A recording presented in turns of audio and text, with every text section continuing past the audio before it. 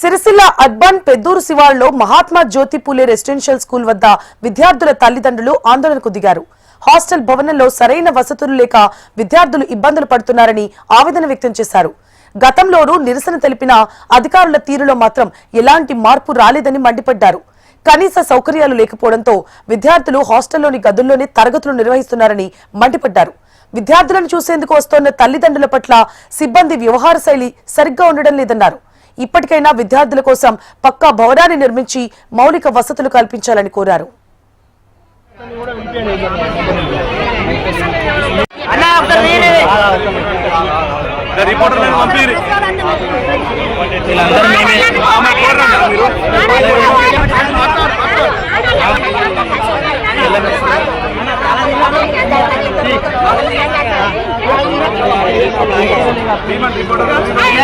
పడుకోవడానికి ఇబ్బంది అవుతుంది.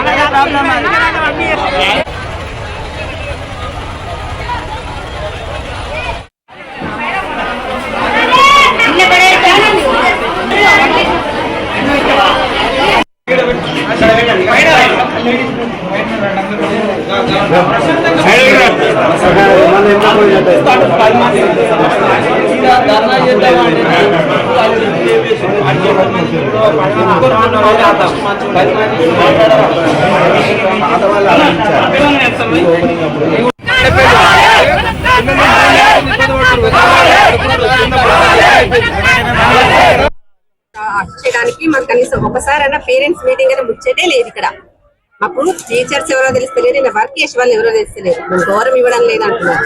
మా టీచర్స్ అని వీళ్ళని తెలిస్తేనే కదా మేము ఇక్కడికి వచ్చి రెస్పెక్ట్ ఇచ్చేది. వీడికి వచ్చినామంటే ఈ గేట్ అవతల నిలబడి మాట్లాడాల్సి వస్తుంది. కనీసం ఒక్కసారి కూడా గేట్ తీయడం అనే సమస్యనే లేదు. ఈ పిల్లలకు వాళ్ళ రూమ్ లో ఎలా ఉన్నాయో కూడా మేము 2 సంవత్సరాలు అయింది జాయిన్ చేసి అందులో లోపలికి వెళ్ళి చూసింది లేదు. వాళ్ళు ఒకరి మీద ఒకరే పడుకుంటున్నారంట. అదే రూమ్ లోనే పడుకోవడం, అదే రూమ్ లో క్లాస్ రూమ్స్. జైలు వేసినట్టు అవుతుంది. సందుకుల పైన ఒకదాని మీద ఒకటి పెడుతున్నారు.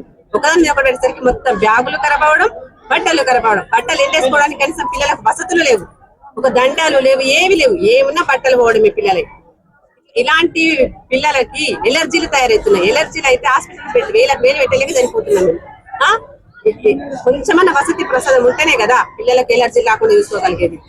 ఏమాత్రమైన రెస్పాన్సిబిలిటీ లేకుండా చేస్తున్నారు.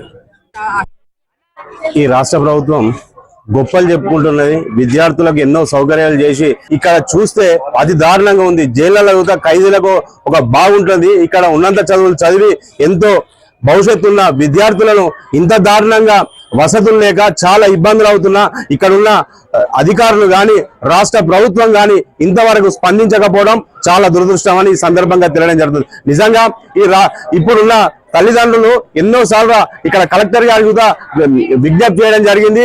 వెంటనే ఇక్కడ నుంచి కొత్త భవనాలకు మార్చాలని ఎన్నోసార్లు విజ్ఞప్తి చేసినా ఇంతవరకు స్పందించకపోవడం చాలా దురదృష్టం. నిజంగా ఇక్కడ రాష్ట్ర ప్రభుత్వం ఎంత దారుణంగా తయారైందంటే గొప్పలు చెప్పుకుంటున్నాయి. విద్యార్థులను మేము ఎన్నో సౌకర్యాలు చేస్తున్నది. ఈ పరిస్థితి చూస్తే చాలా దారుణంగా ఉన్నది.